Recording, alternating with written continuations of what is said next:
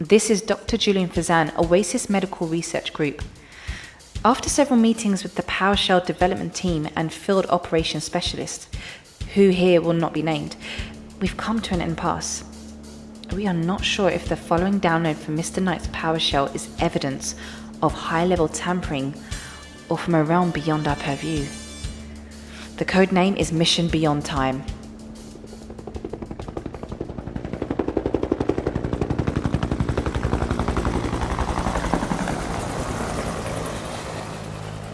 We emerged into a clearing. There were a few forms, huts maybe, the jaguars. Well, I didn't feel alone. The jaguars were nowhere to be seen. I didn't feel alone, and what's its name? Sylvain was off on the right of me, dry heaving, his hands gripping the top of his knees and laughing. There's something besides me on my left. I looked. Yes, it was suspended a few feet away from me, and in the air was a PowerShell. I patted my body. I no longer wore the PowerShell, and I looked at my hands and my arms down to my bare feet. I see a man approach, like from the distance with a black hound or a shepherd. I know the man's walk. Suddenly he stands right in front of me, in my face, almost confronting me. It was Thor. Mr. Knight, what the hell are you doing here? What am I doing here? I'm supposed to be here. The better question is, what are you doing here? It's a bit early, isn't it? But let me guess, you're on a mission, right? Yep, we're cut from the same cloth.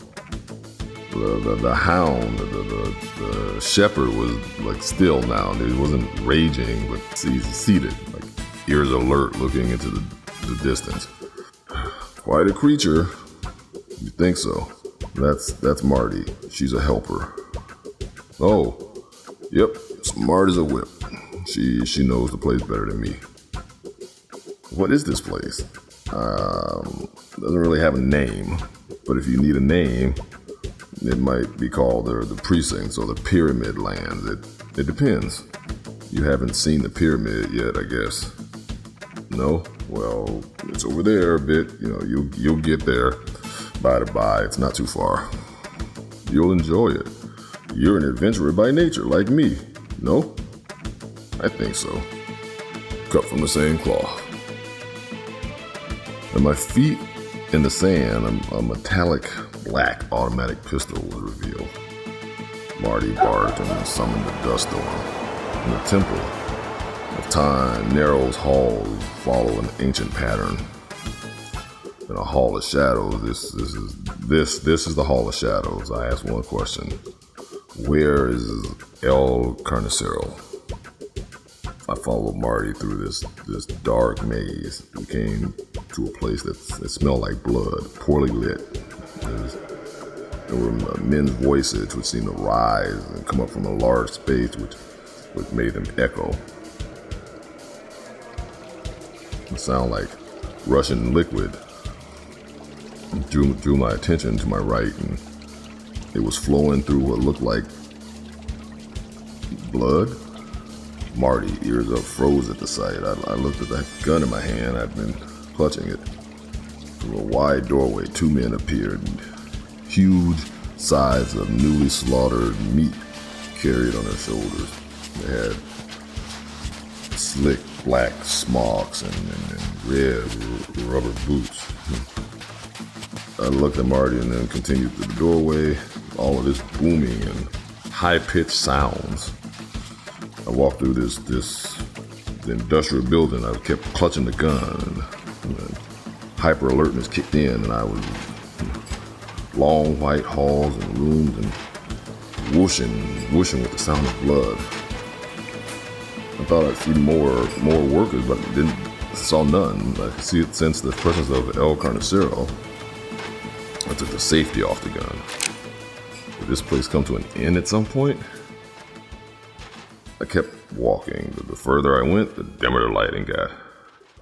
The further I went, the more I heard my own breath. So at long last, I saw small, incomplete room. As he turned to notice my presence, I saw that he already had drawn a large pistol. I fired twice. The first shot hit him in his shooting arm, and the second right in the torso. He made a painful grunt and twisted his body as to aim for the darkness. I didn't go for the gun. I stayed back. I kept my aim like dead on him. I was prepared to unload like more bullets into him. I was surprised he could be taken so easily. Something was wrong.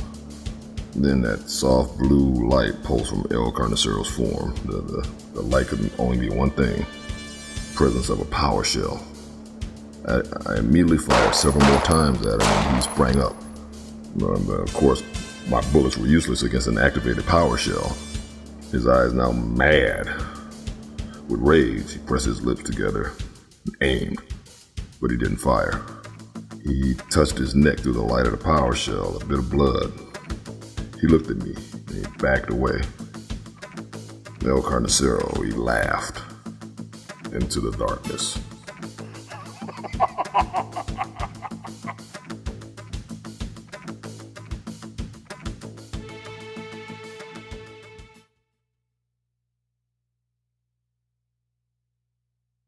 That was Mission Beyond Time.